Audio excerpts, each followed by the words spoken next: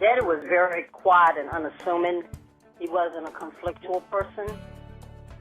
He had his goal in mind of always being able to return from a race and meet whatever that next bill was. And he was very disciplined, very good-natured person. Daddy used to be real good on bicycles. At his age, he was still riding bicycles backwards. You know, you see a kid with a bike and tell him, Annie, here, let me show you something. They go up the street backwards. Yeah, he always owned his own business. He was into souping up cars, and he was a genius of a mechanic. So he had his own shop. He had quite a business going. He was always in the speed. Daddy was a bootlegger. Scott was from Danville, Virginia's Crooktown section. His first driving job was as a taxi driver. Later, he hauled illegal whiskey, an occupation that called for skills as both a high-performance mechanic and a fearless driver. While hauling illegal whiskey, Wendell learned how to make his cars faster and faster to escape the police. He had gotten a lot of speeding tickets.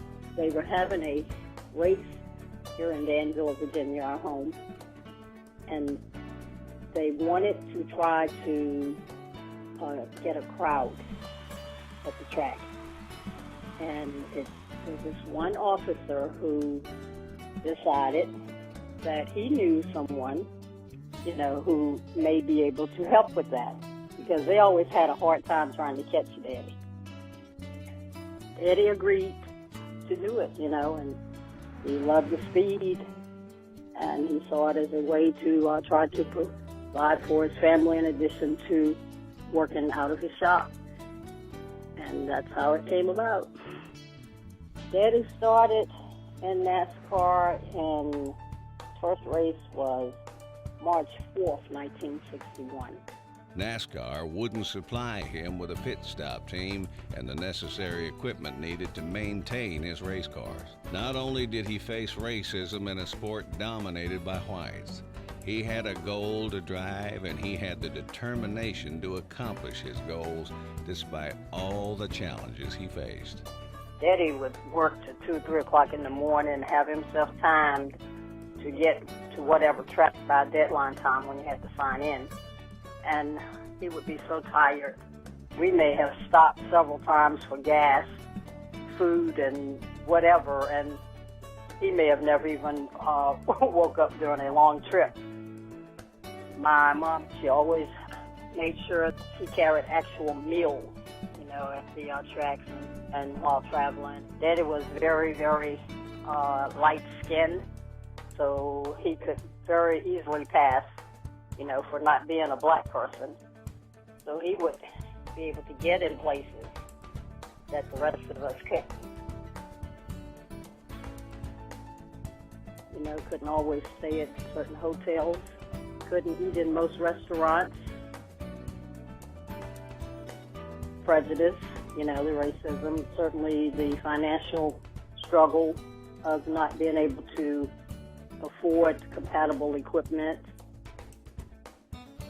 Wendell Oliver Scott blended driving talent and determination into a long career on the otherwise all-white NASCAR Grand National Tour. He was the first African-American driver in NASCAR and the first African-American to win the Grand National Series, NASCAR's highest level race. He never got his trophy. The trophy that was presented to him not all that long after that race, they presented him a trophy. It was not racing related. It had the stature of a person holding something that reminded you more of somebody maybe had been in the Olympics. The trophy was presented to us by the people who are members of the Jacksonville, Florida Hall of Fame. But not having seen what that real trophy was, they couldn't have even really made the replica for it. They just provided us with a trophy out of compassion and respect. This particular Sunday, my mother and my sister Cheryl and I were sitting at the dinner table, and were listening to the race, and all of a sudden they said, "Oh my God," he said, "look at that. Oh my God, look at Wendell Scott." And it was just a matter of minutes, the phone rang. You know, we got the call how bad it was. That car was flying. It picked up so many positions very quickly, and Daddy actually had gotten down on the infield, like the dirt. There was so much dirt we couldn't hardly see. And he got knocked back up into the track, but his car was out of commission. The car that knocked him back up didn't see him. Even though he had gotten to safety, he was unconscious as cars were running into him. He had so many injuries, and it wiped him out so badly financially. He had a limp, like, you know, he'd stand kind of a certain way until his leg was bothering him a lot. By the very next day, people were already sending things to help out, so many flowers. He raced some more, but he ended up racing small tracks to help the promoters draw crowds to their tracks, and that exposed him back to his fans, put him back out there to them. And I don't know what racing would be today had it not been for Daddy. Scott was forced to retire due to injuries during a race in 1973. He received 1 win and 147 top 10 finishes in his official NASCAR race career. He is currently in 14 different halls of fame. The story of Wendell Scott is an unlikely one. He was determined to drive even though all the odds were stacked against him. He never gave up. Even after his injuries in 1973, he would still work on his cars just in case he might race again. Wendell Scott is a historical racing legend. Yeah, Wendell Scott drives so fast he couldn't stop. Wendell, he's my man, he's a stock car driving man.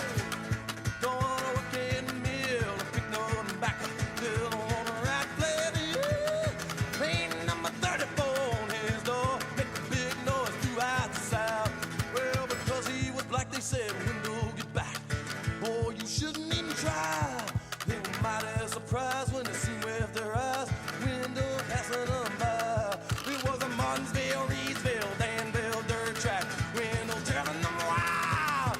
Didn't have no sponsors or a whole lot of money. Sure they make us proud. Well, Wendell Scott drives so fast he couldn't stop. Wendell, he's my man, he's a stock car driving man. Wow!